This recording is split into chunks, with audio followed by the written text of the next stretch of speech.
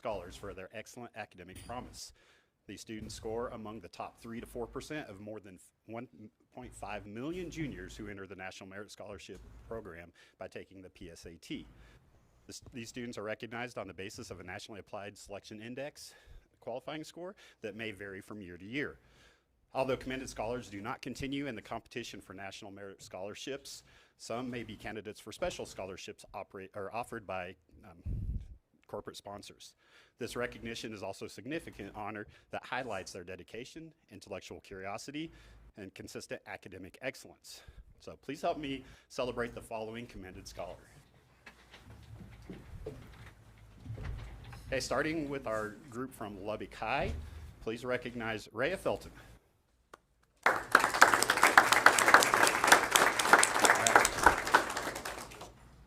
I assume Rhea cannot make it tonight. Oh. Oh. Are you on the second page? Oh, I thought we were, my apologies, I thought we were doing the commended scholars first. These are semifinalists. We are. Okay. Oh. The commended? No. Yeah.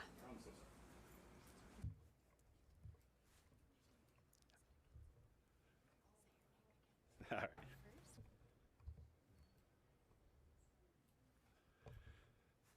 All right, so from Lubbock High School, please help me recognize Rhea Felton. I'm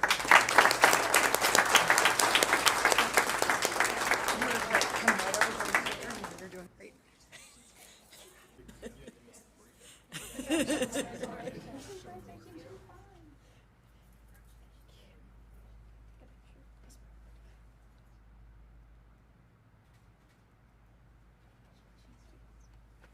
All right, our next student, also from Lubbock High, is Akil Tihani.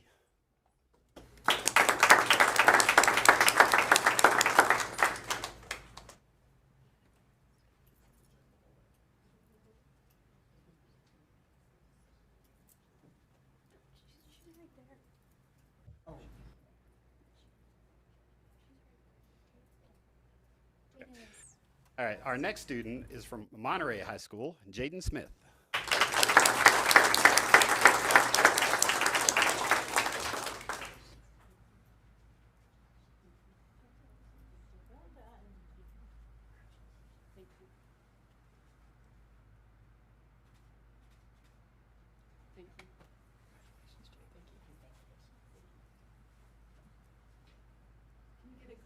Okay, so I believe we're going to do a group picture with the commended scholars.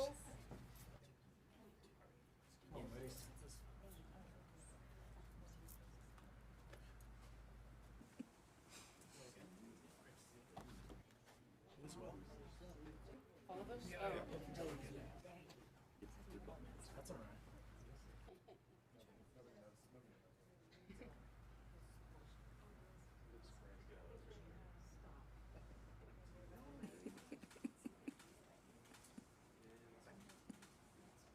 That's all right. Congratulations. Thank you.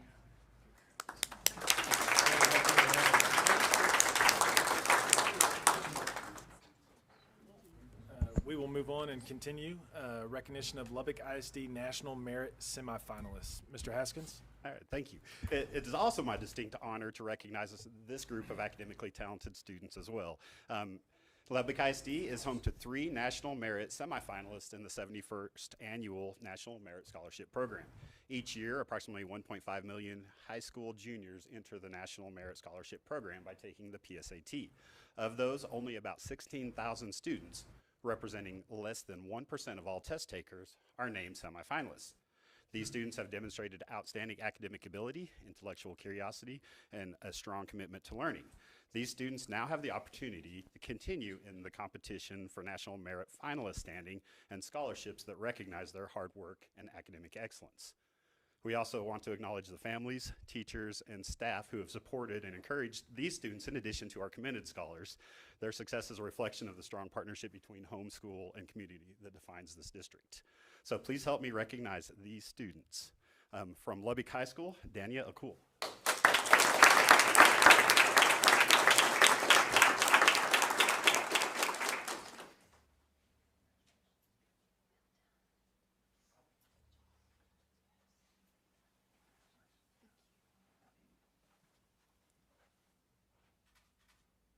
Okay, our next student is Harrison Velasco, also from Lubbock High School.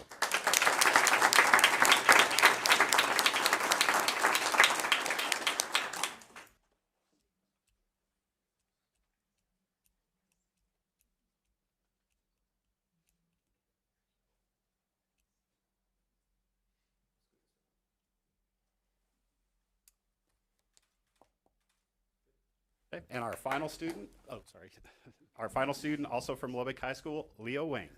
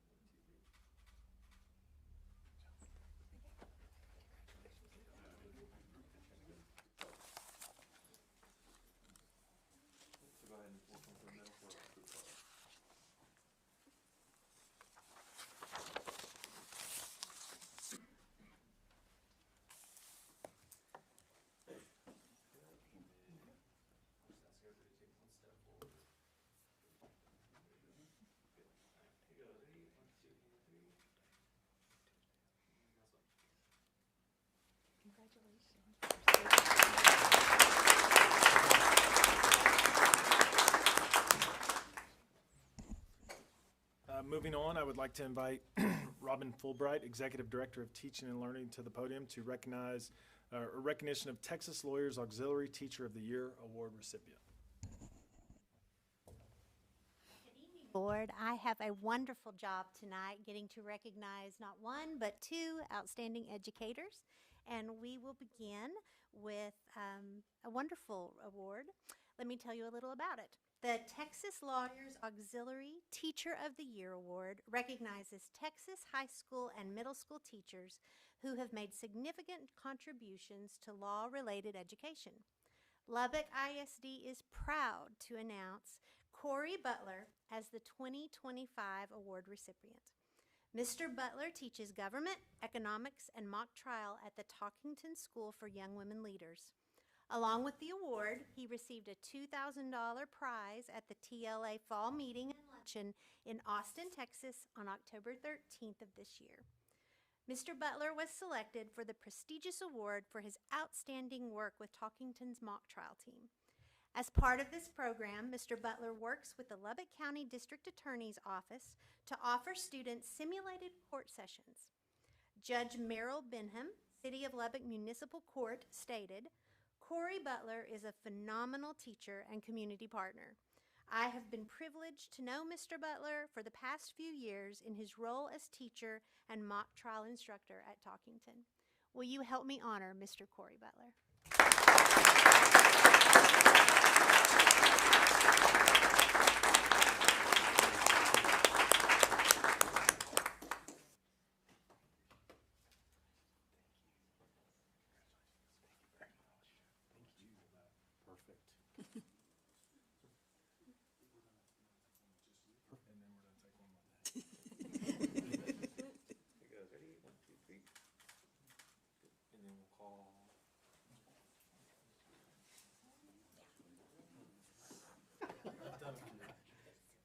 I just felt like you didn't want me in the photo. No, I definitely. You wouldn't be the first to tell You got me. the right. You're Don't worry about it.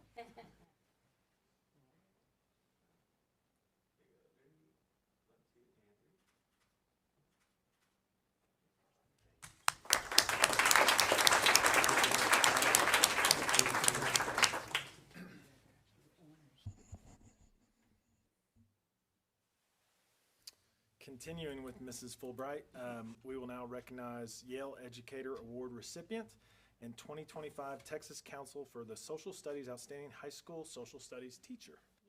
Ms. Fulbright? Yes, thank you. The Yale Educator Recognition Program recognizes outstanding educators from around the world who have supported and encouraged their students to achieve at high levels. This year, the university received 302 nominees who represent 38 states and 22 countries.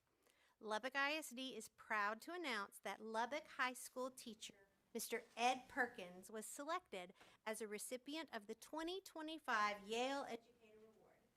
He was nominated by a former student, Zayed Karat, who attends the university.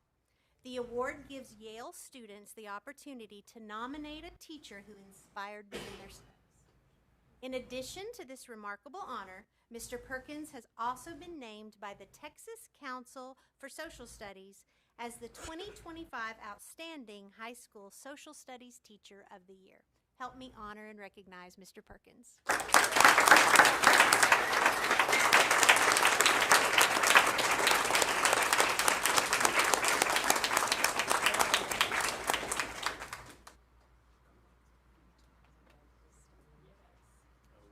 Thank you very much. Thank you.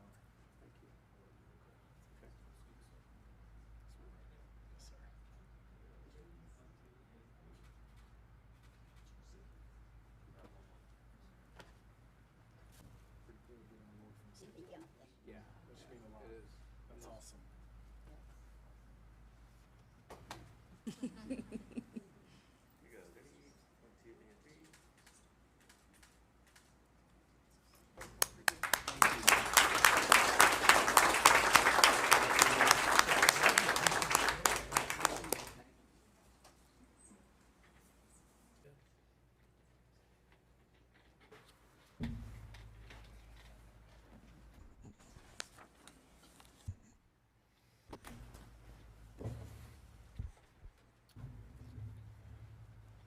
Moving on, we will have an executive closed session.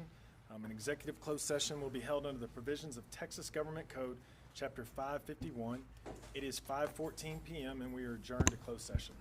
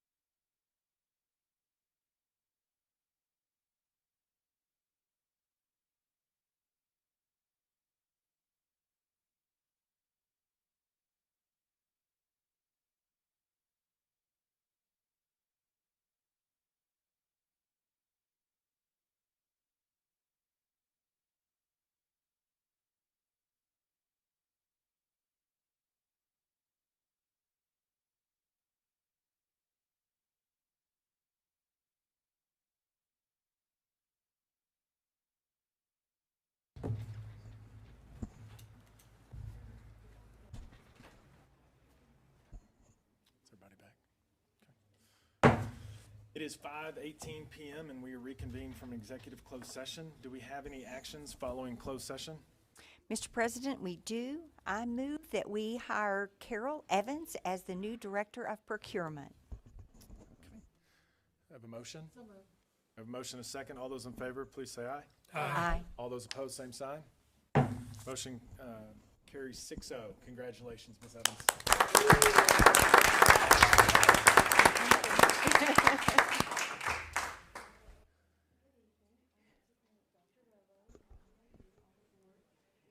Trustees for this opportunity.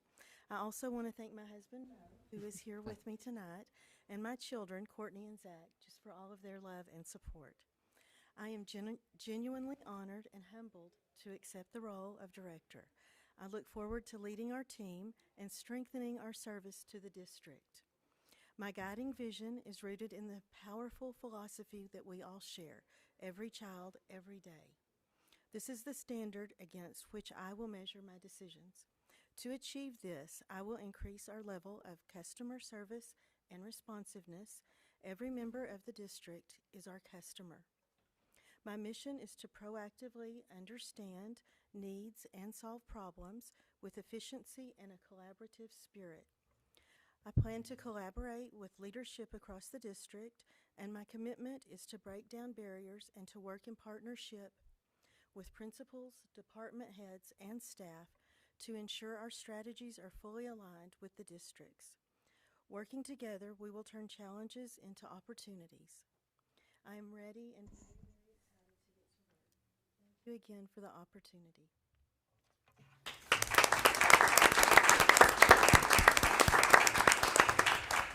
We're gonna take a brief break. If trustees will just step to the side so we can get some pictures.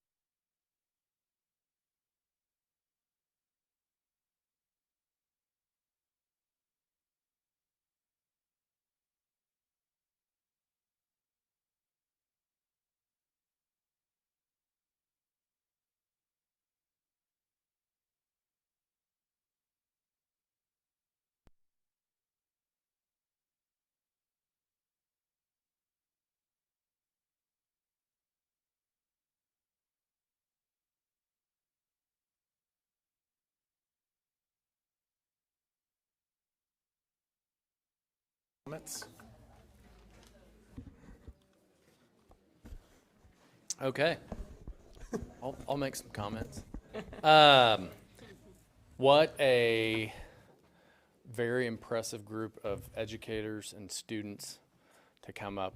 Really makes me excited to have a Lubbock ISD high schooler next year. I think he's going to be in good hands. So can't say enough good about those folks and all the work that they're doing. Congratulations to Carol. Great family. I think we'll be in good hands going forward. So excited about the future. I know we echo always each other. Thank you for your comments, Mr. Wedegee. I do think it's so great to look at the number of National Merit commended and National Merit semifinalists and compare ourselves to area districts, and we always are so far ahead. So I'm really proud that we serve children as Trustee Bridges says often, we meet children where they are, and we've got kids who have lots of needs, but we have some high flyers that have every opportunity, and they do excel in Lubbock ISD with teachers like Corey Butler and Ed Perkins and others. So anyway, really exciting to celebrate all those things today, and delighted to see Carol Evans take over procurement. She's doing her words were very collaborative, and I loved hearing that word. Thanks to Carol, I enjoy her humble words. And the staff and the students, congratulations to them. Whether they're high flyers or not, that's our goal, is to get them to that point. So congratulations to our teachers, staff, and administration. Yeah, to the commended scholars and semifinalists, what an accomplishment. I mean, and the students deserve the bulk of the credit, but educators, parents, I mean, it's really a group effort that gets someone to that level, and outstanding job. To Mr. Butler and Mr. Perkins, what a way to represent the district. We're very proud. And even more so to be nominated by a former student. I mean, that's special, and that's awesome. And so, Carol, best of luck in your new role. We know you're going to do great. I continue to be just amazed with what our students do, what the parents are doing, what the schools are doing, and I'm so glad to hear all the great things that I heard about Miss Carol Evans. Dr. Rolo?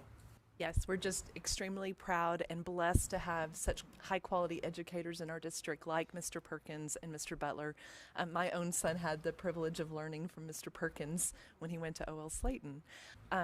We are so excited to see these commended scholars and National Merit semifinalists.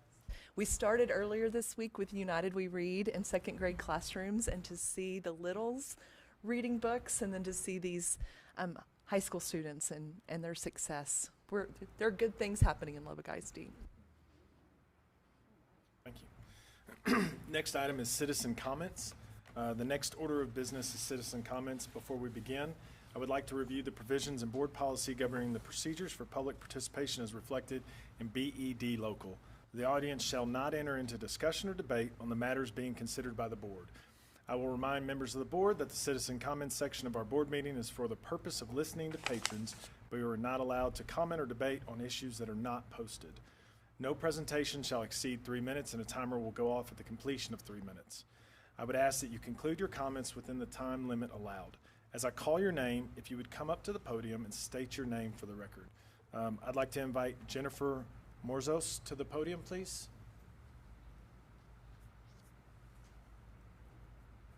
Jennifer Morzos. Good evening. My name is Jenny Morzos, and I come here tonight on behalf of the elementary librarians in our district. Knowing that I could further my instructional reach, I left the classroom after 25 plus years and earned my master's degree to teach in the library. Now, instead of teaching 25 students each school year, I teach 510 at Centennial Elementary. And teaching is at the core of my position. Yes, I take care of and enhance our campus collection. Yes, I manage the Chromebooks and the badges for all students. But I have 7 45-minute classes daily where I focus on reinforcing and enriching the RLA texts for each grade level, teaching the various aspects of digital citizenship, and introducing students to the essentials of media literacy. I also receive special education paperwork for students who learn differently to make those needed accommodations during my lessons. The new TRA statute provided districts with the definition of a classroom teacher, and that describes exactly what my fellow teacher librarians and I do. We are people employed by a school system and who, not less than in an average of 4 hours each day, teach in an academic instructional setting and who work in a role that would typically require possession of a state board for educator certification, teaching certification. And this is not limited to teachers of record and instead includes any individual who meets the teaching role requirement just stated. So it is for this reason that I propose we, the librarians, be coded as such. The 087 classroom teacher designation was recently given to the dyslexia therapists in our district after re-examining their duties. And it was also given to other elementary librarians across our state. I currently serve on the Texas Library Association Blue Bonnet Selection Committee, and I am in contact with a number of school librarians. At our latest meeting, I was able to inquire about their coding. Here is the 25-26 hiring schedule for Conroe ISD, and as you can see, the librarians are included with the teachers and the art facilitators. And there are other districts in the DFW area doing the same. This is what needs to be done in Lubbock. The elementary teacher librarians need to be recoded so that the state will fund the same $5,000 TRA amount. Your commitment to literacy and learning will be reflected in this action. LISD teacher librarians need to be retained, and the allotment will go a long way in making sure that happens. Our love of education, children, and books is essential to the success of our campuses and this district. I don't know if you need this or want it. But You could live it with Mr. Rodriguez. Thank you, ma'am. okay, thank you. I'm Thank going you, to Fall Ms. Morzos. Festival. We appreciate you. Next up on the agenda is a public hearing. It is 5:31 p.m. and we will now open the public hearing. The purpose of our public hearing is to hear comments from the public on the School Financial Integrity Rating System of Texas, or FIRST report. I'd like to invite Dr. Wilkins, Chief Financial Officer, to the podium to present.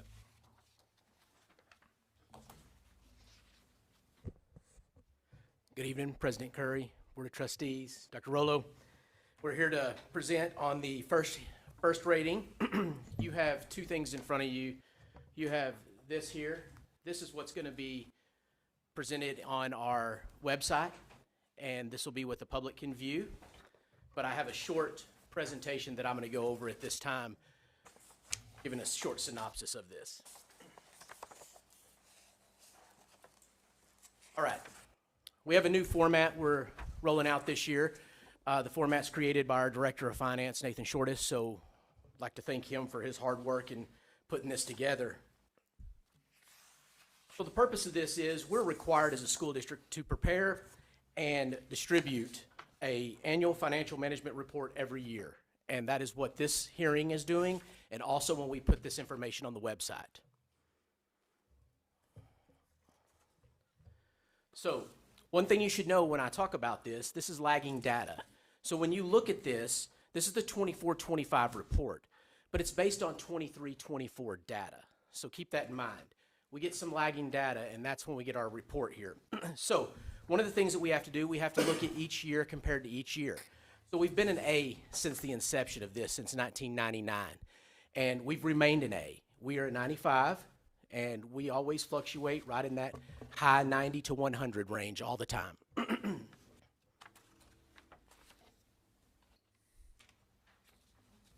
The three main reporting requirements that we have to do, we have to present this information to the Board of Trustees and then post it on our website.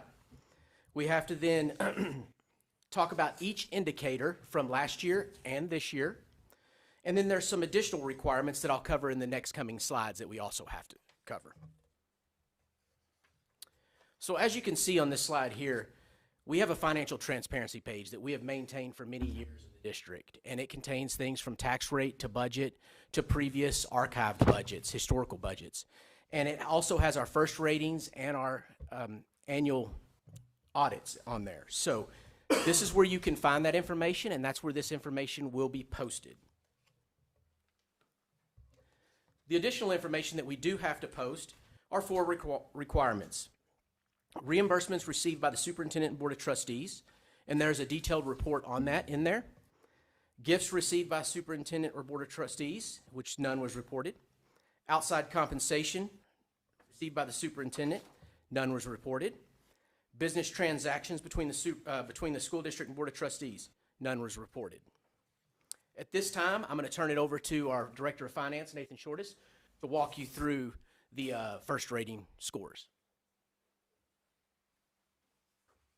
Thank you, Dr. Wilkins. Good evening, members of the board, Dr. Rollo.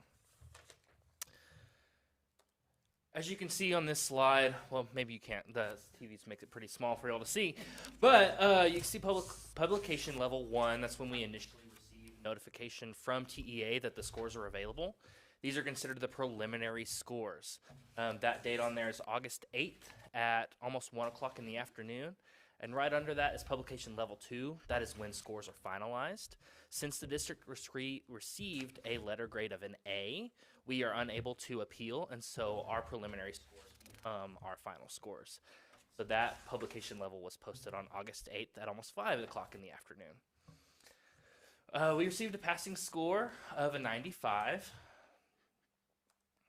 On this slide, it breaks down the different variations of the ratings as well as the different types of indicators. It's your basic letter grade ratings that you're used to in school. So A is 90 to 100, B is 80 to 89, C 70 to 79, and failing is 70 is below a 7. There are 3 different types of indicators. You have your critical, solvency, financial competency. Critical indicators are whether we complete an audit and submit it by the deadline, have an unmodified opinion on our audit, make on-time and complete debt payments, and the solvency are whether the district is able to present, it's our financial position. So whether it's assets versus liabilities, current assets versus current liabilities, those types of equations. And the last one is financial competency. That's the district's ability to present and decipher information correctly. So whether it's data projections, attendance projections, allocation of resources, posting the required information. These are the different indicators that were received compared to the 23-24 data and 22-23 data on the 23-24 scores and the 23-24 data on the 24-25 scores. On the criticals, we received a yes, so we passed all of those. Number 4 did have a ceiling that Dr. Wilkins will discuss here in a moment. Under the solvency, we received the maximum number of scores and passed those ceilings as well. And then under the financial competency, we received all of the maximum number of points and passed those ceilings as well. We'll turn it back over to Dr. Wilkins. Thank you for your time. Okay, so we'll talk about number 4 just a little bit, because on that one you saw there was a ceiling and we did pass. But what that is we made a payment to the comptroller, and the comptroller filed that into a holding account and didn't credit us with our payment. And so it took us a little bit to figure that out, because on our books it showed paid, on their books it showed not paid. And so we had to do some digging and figure out what was going on, and they put it in a holding account, and once we got that reconciled, we passed. So, but since that happened, they didn't like that. So on this slide here, this is the overall statistics of the state of Texas, and you can see that there are 998 that passed, and if you look down at the bottom, 882 of those were A's. We're an A. We've historically been an A, and that is just a tribute to how well the board does and our staff does in managing our fiscal resources here at Lubbock ISD. At this time, I will answer any questions that you have about the first rating.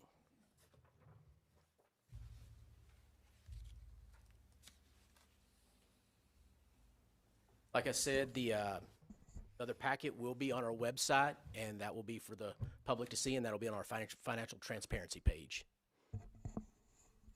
No questions? Dr. Rolo, has anyone signed up to make comments to the board regarding the school's first rating? No, we have not had anyone sign up. Okay.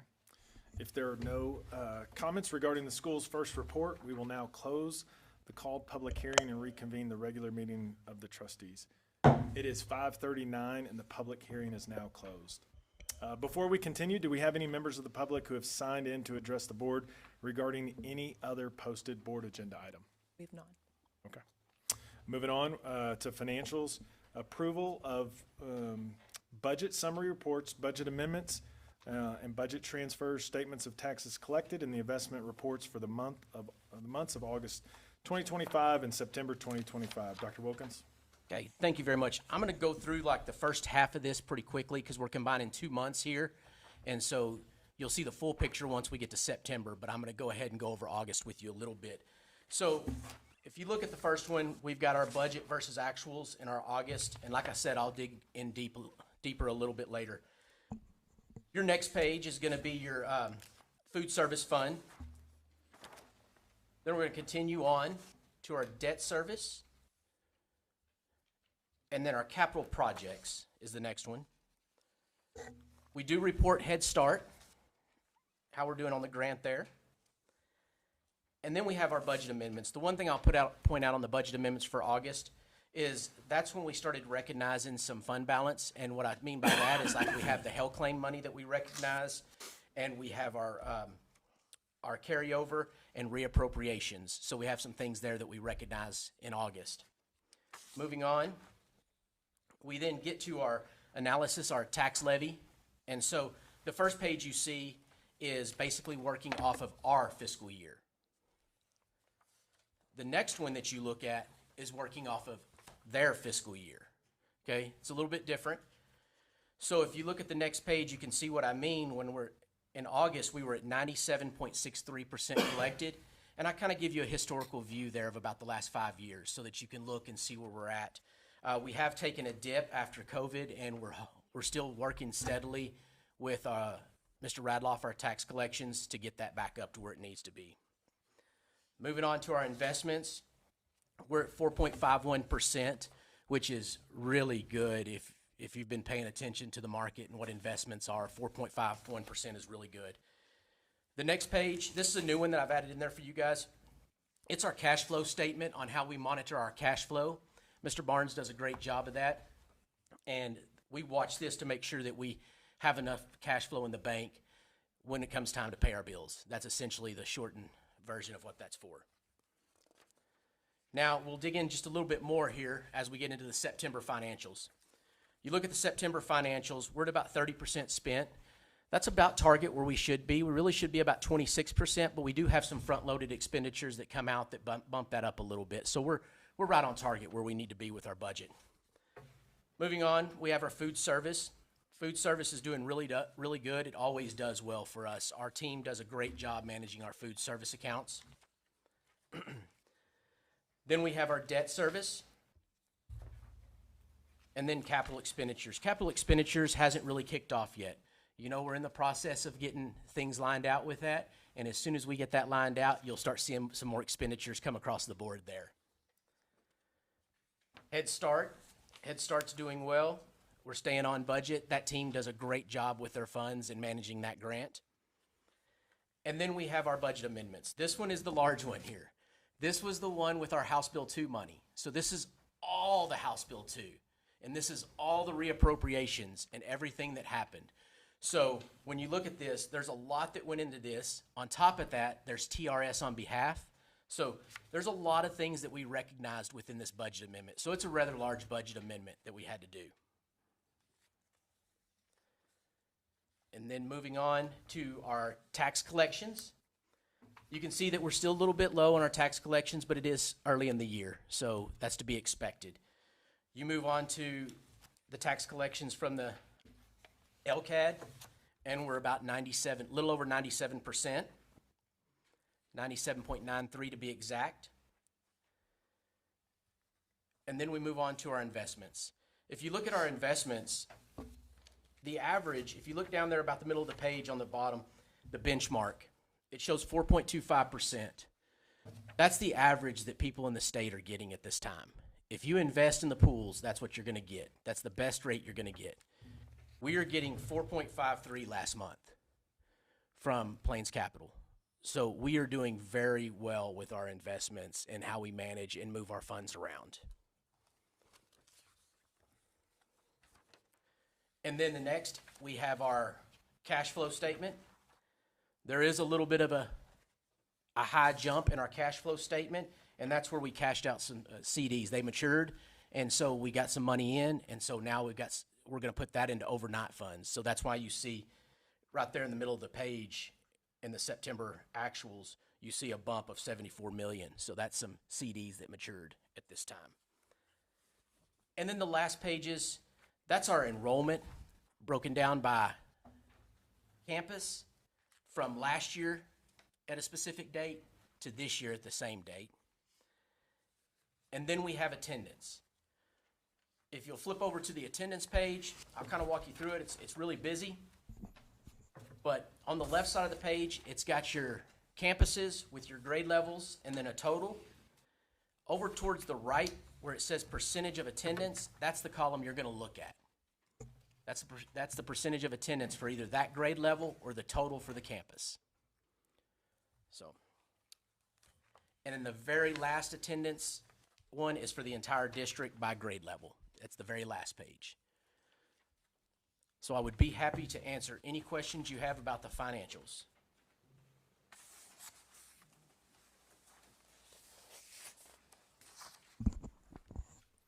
Any questions? The attendance information is very helpful. Thank you. Welcome.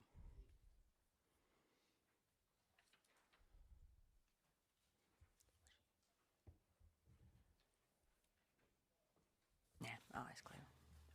Do I have a motion to approve the August 2025 and September 2025 financial reports as presented? So moved. Second. I have a motion and a second. All those in favor, please say aye. Aye. Those opposed, same sign. Motion carries 5-0. Moving on to consent agenda, consider board approval of the minutes for the special called meeting held September 9th, 2025, and the regular meeting and workshop held September 18th, 2025. Do we have any corrections to the minutes from the September meetings of the board as presented and distributed? Hearing none, the minutes are approved as printed. Moving on to academic action items, approval of interlocal agreement with Region 17 Education Service Center from the Learning Acceleration Support Opportunity Strong Foundations implementation. Yes. Dr. Rollo. So Region 17 serves as an approved provider to provide implementation support for what we call the LASSO grant, which you just read what that means. This allows the service center to pay the district an amount not to exceed $223,747, and this supports 3 positions that help support the implementation of high-quality instructional materials in our classrooms. So this provides support through the grant for our teachers. And thank you, Ms. Dean Kim, for your work on this. Do I have a motion to approve the interlocal agreement between Region 17 ECS for the LASSO Strong Foundations implementation? So moved. Second. The motion is second. All those in favor, please indicate by saying aye. Aye. Those opposed, same sign. Motion carries 5-0. Moving on, approval of affiliation agreement with Texas Tech University Health Science Center for student clinical experience. Dr. Rollo? Yes, so a critical part of our students' learning experience in our health science classes is to actually have some hands-on training in a clinical setting. And so this is an agreement with Texas Tech University Health Sciences Center for our students who are in the health sciences classes. And I want to thank Amy Baker and Kim and Misty for their work on providing very rich CTE opportunities for our students. And this is a partnership that allows that to happen. Thank you. Questions? Do I have a motion to approve the affiliation agreement with TTU HSC for student clinical experience? Moved. Second. I have a motion and a second. All those in favor, please indicate by saying aye. Aye. Those opposed, same sign. Motion carries 5-0. Moving on, approval of Head Start carryover application. Dr. Rollo. Yes, as you guys are aware, we have a very strong Head Start program in Lubbock ISD that serves 540 children, and we are very grateful for the support of Head Start dollars to help make sure that our youngest students are starting off with a strong educational foundation, which will help them to be more on track for reading on grade level by 3rd grade. So, and I want to thank Joni Rodella for the outstanding job she's doing in her role. The first item is for carryover. We are asking, our current request is for $274,519 of unused funds to help serve these children.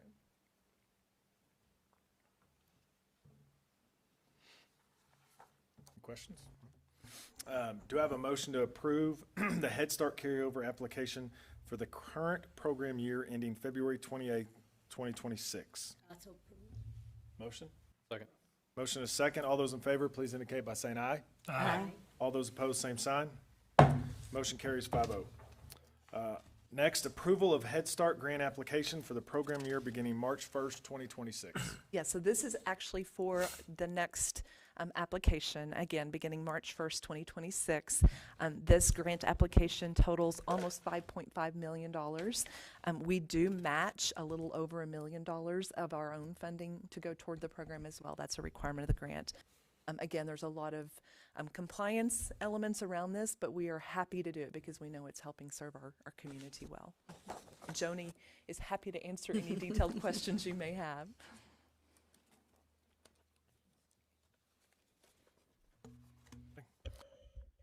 Do I have a motion to approve Head Start grant application for the program year beginning March 1st, 2026, along with the corresponding documents as presented? So moved. Got a motion and a second. All those in favor, please indicate by saying aye. Aye. Aye. All those opposed, same sign. Motion carries 5-0. Next up, administrative action items, approval of stipends for Chromebook managers on campuses. Dr. Rollo. Yes, so if you will think back to March of 2020, we had enough devices within the district to be one-to-one, but we had never actually checked out devices to students one-to-one. They just used them in a class and then handed them back. And so right before spring break, when we were afraid we were not coming back, we checked out devices. And we have put the responsibility of managing Chromebooks on different roles throughout the district, but for the most part, it's librarians that have stepped up to do that role. It is a lot. It is a lot of responsibility, and we've heard that. And so this is requesting that we provide a stipend for the person on the campus who is managing Chromebooks, because they're doing their other job as well. So this is above and beyond what the normal job description says. And so for campuses that have less than 500 students, we're looking at a $1,000 stipend. We would divide that into 2 payments, one at the end of the fall and one at the end of the spring, just in case they change who does that in the year. And then for campuses with over 500 students, $1,500.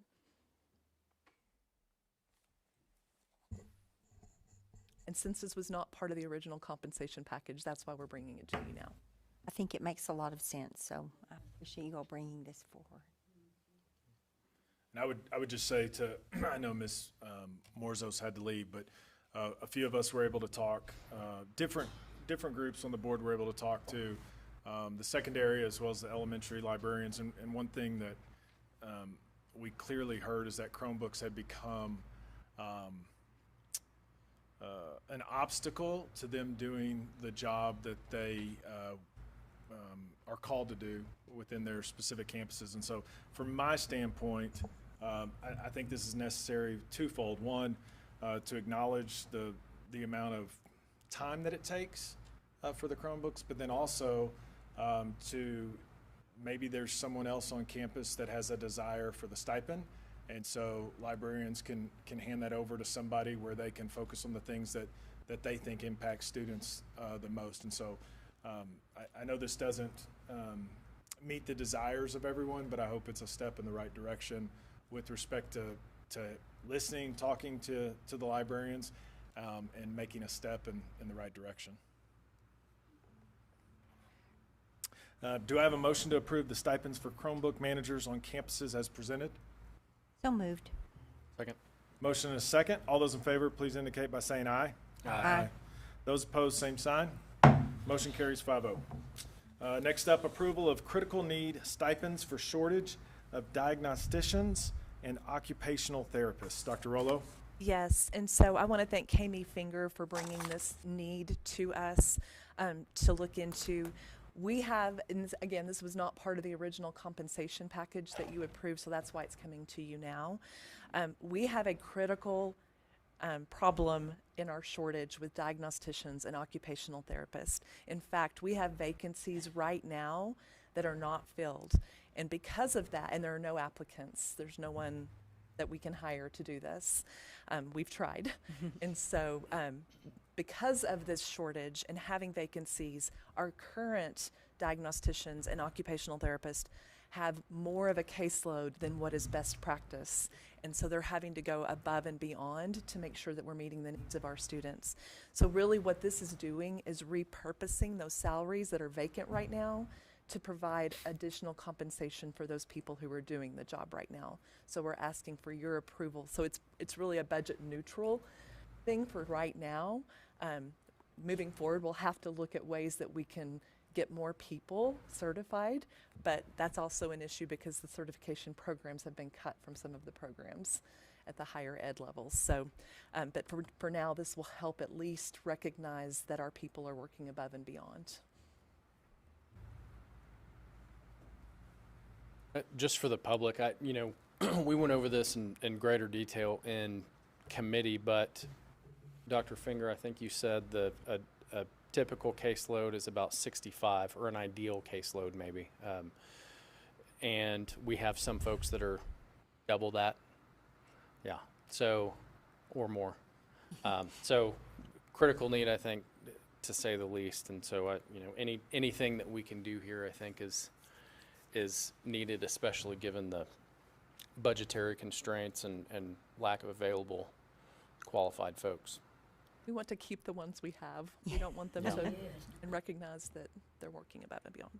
Absolutely. You can commend Dr. Finger and her staff as well for being creative and being able to retain some part-time people that have been able to flex up as needed, and long time, some retired. And I mean, I believe you've done everything you can do to try to solve an impossible situation, and we're fully supportive of the stipend to help ease the burden.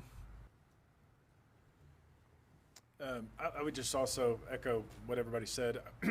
For those other positions within the district, I think it's important to notate critical need here, the requirements of federal and state guidelines with respect to what these positions do, but then also the additional state revenue that has been guaranteed to districts because of the requirement. And so while this is a change to budget, it is offset with what the state is giving. And then to the occupational therapists and diagnosticians, we've heard you loud and clear. I mean, there's nobody's desires to close the positions, but hopefully this helps offset the workload that you guys are bearing while we continue to strive to fill those spots. So please know that we hear loud and clear this can't continue at the pace that it is, but hopefully this offsets some of the stress that's going on with that. So we appreciate what you do. Do I have a motion to approve the critical needs stipends for the shortage of diagnosticians and occupational therapists as presented? So moved. Second. I have a motion, a second. All those in favor, please indicate by saying aye. Aye. All those opposed, same sign. Motion carries 5-0. Moving on to approval of board operating procedures, Dr. Rollo. Yes, so as you guys will recall, during the last school year, we participated in the System of Great Schools Network board pathway training, and we had quarterly workshops. And one of the things that they helped us do was look at different districts and their board operating procedures, because ours had not been updated in many, many years and needed to be updated. And so we have talked about this at our retreat this summer. We talked about it at another workshop prior to this, and so we are finally bringing this to you for your final approval. It will be a public-facing document and will help guide our work your work moving forward. Comments, questions? I would just say thank you to my colleagues for the number of conversations that happen over a number of months, because it is important that we have documents that the community and the staff can see to hold us accountable as well. So I appreciate that. Do I have a motion to approve the board operating procedures? So moved. Second. I have a motion and a second. All those in favor, please indicate by saying aye. Aye. Those opposed, same sign. Motion carries 5-0. Moving on, approval of adoption of board policy BBBA local elections, conducting elections. Dr. Rollo. Yes, so after the May election, you guys charged us with developing or researching a local policy to go along with the legal policy on what can and can't be done with regard to elections on our campuses as far as our properties are concerned. And so we worked with TASB, and they helped us create a local policy. We did not have one prior to this, so this is a new policy for the district. We've brought this to you in committee, and we've talked through it, and we made some adjustments based on your feedback. But this is a policy for your consideration and approval. The next item is also related to this. Yeah, I appreciate you all doing this, and I think it is not just for school board elections. This is for any election that is on our property, whether that's next week when we're having constitutional amendment elections or candidate elections in the spring. So it will be, I think we've got a process to make sure that candidates through the elections office know about this, but it's policy, and so we want to encourage anybody who's a candidate or looking at a proposition to be sure that they are following our guidelines, because I think it will make things much less stressful for our campuses. They shouldn't be having to deal with what they've had to deal with. So. I just piggyback on Ms. Sharp's words. To anyone who may question, nothing that was put in policy is to stifle anyone's opinion, anyone's desire to run for anything. It's more of a guideline to make sure that either side of any equation or any vote kind of plays by the same rules with respect to signage, and to Ms. Sharp's point that our campuses aren't having to police any kind of format like that. So I appreciate the district as well. Do I have a motion to approve the adoption of board policy BBBA local elections, conducting elections? Second? Motion is second. All those in favor, please indicate by saying aye. Aye. Those opposed, same sign. Motion carries 5-0. Moving on, approval of revisions to board policy GKD local, community relations, non-school use of school facilities. Dr. Rollo. Yes, so now that BBBA local is in effect, this required some revisions to our GKD local with regard to non-school use of school facilities. I don't know that there's anything better to describe how government operates than that right there. Any questions, comments? Do I have a motion to approve the revisions to board policy GKD local, community relations, non-school use of school facilities? So moved. I have a motion and a second. All those in favor, please indicate by saying aye. Aye. Those opposed, same sign. Motion carries 5-0. And thank you, Mr. Rodriguez, because he's the one who worked on this, so thank you. Thank you, Mr. Rodriguez. Yep. And got clarification on some things, so thank you. Moving on to procurement and contracts, approval of district purchases. Mr. Rodriguez. Thank you. Good evening, Mr. Curry, Board of Trustees. It's great to see you all this evening. We have 5 items for your consideration this evening. The first one is an annual item that we bring for your consideration. It's for advanced placement exams. You see the schools that are impacted by this. All students enrolled in AP courses at all of these schools are required to take the AP exams, and so this number that you see here is a not to exceed number, and again, it is an annual item. The next item there is the employee vaccine. This is a carve-out program. We use health funds to pay for this, and it's a great flexibility. It's an opportunity for our employees to be able to get the vaccines that they choose to get in a more convenient situation with our partners at United Supermarkets, and we appreciate that partnership. The next one is a purchase for Freightliner buses with National Bus. This was brought to you Finance Operations, and so we have successfully been able to enter into this partnership with National Bus. And just for clarity of the public, so this will result in the retiring, as these fleets, these new buses, these new Freightliners come in, we will be retiring the fleet of the Van Hoels, the charter buses, the flat nose, what I call flat nose buses, so that everybody understands what we're talking about here. So those buses will be retired as these new ones come in. It's not going to be a situation where all 8, it's a total of 8 that we're securing, and that'll give us a total of 12 Freightliners when they're all in, which is actually 2 more buses than what we're used to having, and so this is working out to be a great situation for our kiddos to be transported in these more reliable buses. The next item is a great step in moving us into executing the bond that was greatly supported by our community.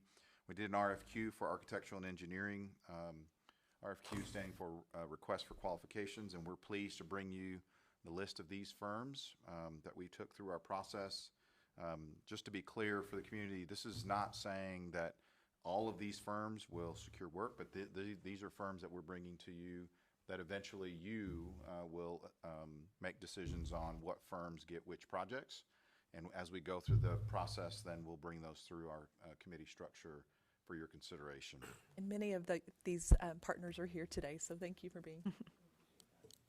Yes. For the public, we brought these firms in for interviews, and so through that process, we were able to, you all were able to determine for us which firms we're bringing forward. So we're appreciative, and we're certainly excited to get the work going for executing this bond.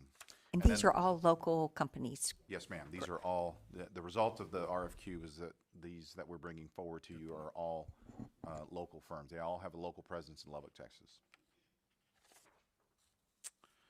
And then the final one is the second RFQ that we did, which is the RFQ for real estate broker services. And so we're pleased to bring you the McQueen Company Realtors as the selection. And so we will engage with McQueen after this approval, if it's approved, and start the process. We've already gone through, as a board, you all have already gone through the process of declaring these properties surplus. We've already offered them to the privates and charters, and so the next step is that we put these properties that we've identified up for sale, and so we'll start engaging with them as quickly as I can get a meeting with them after tonight. So be happy to answer any other questions. Questions, comments, colleagues? I think that any parent of any student that's had the joy of traveling for athletics or cheer or band will be glad to pitch in a few extra bucks if needed to hit our number on those buses. But well needed. And if you were to guess, what would you say the average miles are on these buses? The Van Hoels have upwards of 2 million miles on them. Well, they were 5 million miles when I started this position. Right.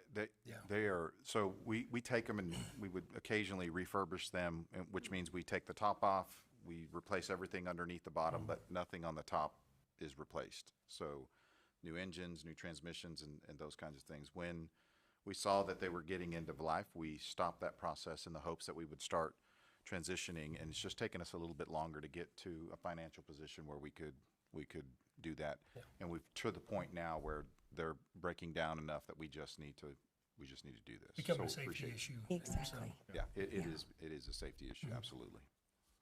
Yeah, I appreciate Mr. Ratliff for pointing that out. I know we have these conversations about stipends and extra pay and who's a teacher and who's not a teacher. And so I know some of this may look deaf to some folks, and I appreciate that. But I will tell you that from the standpoint of the number of kids that travel with the district for all sorts of activities, it has become a regular that someone has broke down somewhere far away from home. And so I don't think myself and my colleagues do this, haphazardly to waste money.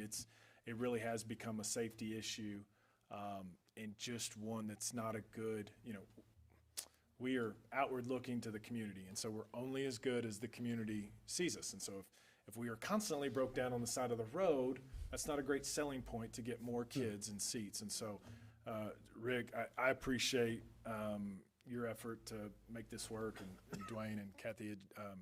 I think, it won't be short term. We still have the problem we have, but I do think 2-3 years down the road, the district will be far better off from just ensuring that our kids have safe travel and consistent travel from all over the state of Texas. And as I understood, excuse me, go ahead. Go ahead.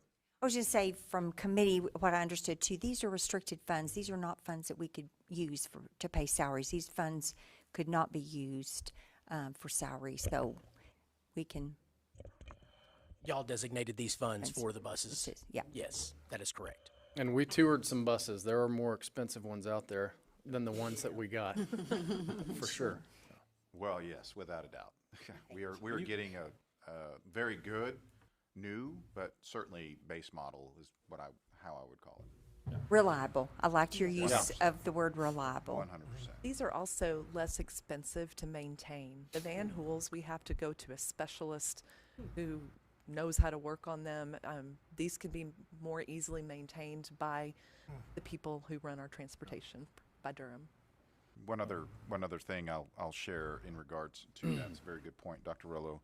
In addition to that, these drive like regular buses, which opens up a larger pool of drivers, whereas the Van Hools, there's some specialty training that you're going to have to learn how to drive, because those front wheels are actually behind you, and you have to know the swing, and so a larger pool of drivers means there's more availability for us to get those buses on the road sooner rather than later, and not push meeting deadlines for when kids have to be at certain events at a certain time. So it's going to open up a larger pool of drivers. Any other questions, comments? Thank you for that. Do I have a collective motion to approve the district purchases as presented? So moved. Second. Motion is second. All those in favor, please indicate by saying aye. Aye. Those opposed, same sign. Motion carries 5-0. Moving on, approval of district contract renewals. Mr. Rodriguez. Yes, thank you, Mr. Curry. So one item for your consideration, this is our health plan stop loss insurance. It's insurance that helps us when we get, when we're taking care of our employees that have an unfortunate situation where their the health plan has exhausted all of its resources, and so this type of plan kicks in. I'd be remiss if I didn't thank Lisa Thompson, our Executive Director of Risk Management and Payroll, for her work and efforts in making sure that we're looking at this on an annual basis, and making sure that we are positioning ourselves as a district to, number one, and most importantly, make sure that our employees have the ability to get the health care that they need in, quite frankly, some of their darkest moments, while at the same time protecting the district and making sure that the resources are there, that we can continue to pay and seek cover for those extreme costs. So thank you, Lisa, for your effort in that. We appreciate that. So you see, again, this is a purchase that we'll use health funds for, and there's one caveat that we talked about in committee in regards to the high-cost gene therapy medications. And we talked about those extreme costs for those particular medication, and for the cost that we're adding. So this is a slight increase in what we've done in the past, but the coverage of there pays for itself in the event that any one of our employees has to have access to those high-cost medications. So happy to answer any of the questions if y'all have any. I would just point out again, a large dollar item. And so for the staff, for the 3 people who are listening to this meeting, again, this is an area where the district pays this money to ensure that we can remain self-insured, which provides y'all a lower insurance cost. And unfortunately, this plan has become utilized heavily in the last few years. So to compute that, we have a number of cases where the district is spending over $350,000 per insured person. And so we don't take that lightly, and God forbid one of us were in that situation, we would want all resources extended. But I just want the staff to fully understand that that's another commitment from the board, from the administration, to ensure that, we love you specifically in a time of great need. So appreciate Lisa and the district for continuing to go down that route. Do I have a motion to approve the district contract renewal as presented? I so move. Second? I have a motion and a second. All those in favor, please indicate by saying aye. Aye. Those opposed, same sign. Motion carries 5-0. Moving on to approval of district construction purchases, Mr. Rodriguez. Thank you, Mr. Curry. One item for your consideration. This item is one that we brought to you in facilities and went into the details of it. This is more than anything a transparency item that we're bringing for your approval. This was an emergency repair that we had to do at Estacado High School in securing and replacing, it says there 280 feet of sewer line that had collapsed. And so because it was an emergency repair, we had to get the project done, but at a full transparency, it did pass the threshold of board approval. And so we're just bringing it at a transparency that this is the money that we spent to fix Estacado and get it up and running before school started. A huge thanks to Sodexo for working on that almost 24/7 just to try to get to where we could get the school open on time. I think this further explains kind of what we've talked about the last few years with respect to facility costs. This is $163,000 that has to be used for a pipe, which is necessary, and I think all of us would want done immediately, whether it was Estacado or our house or anywhere. But those are funds that could be used for other purposes, i.e. teacher salaries, new learning opportunities for kids, et cetera. And so while we would always want this stuff taken care of, older buildings come with a lot of challenges that unfortunately are extremely expensive. So for the taxpayers to see that, I think that's helps kind of support the conversations that the board's been having. Do I have a motion to approve the district construction purchase as presented? So move. Motion? Second. I have a motion and a second. All those in favor, please indicate by saying aye. Aye. Those opposed, same sign. Motion carries 5-0. Moving on to district-wide intruder detection audit report findings. Dr. Rollo. Yes, so if we have findings, we are required by law to share that in an open public meeting. TEA conducts an intruder audit on every single school in the state of Texas each school year. Lubbock ISD had 3 campuses since the beginning of the year that were not compliant with the intruder detection audit, which means the auditor was able to gain access to the building through an exterior door. I'll discuss in more detail in executive session for safety purposes which campuses and what happened. But all schools either have been or will soon be trained by Shane Anderson, our Director of Safety and Security, about their findings to help campuses pass the intruder audit in the future.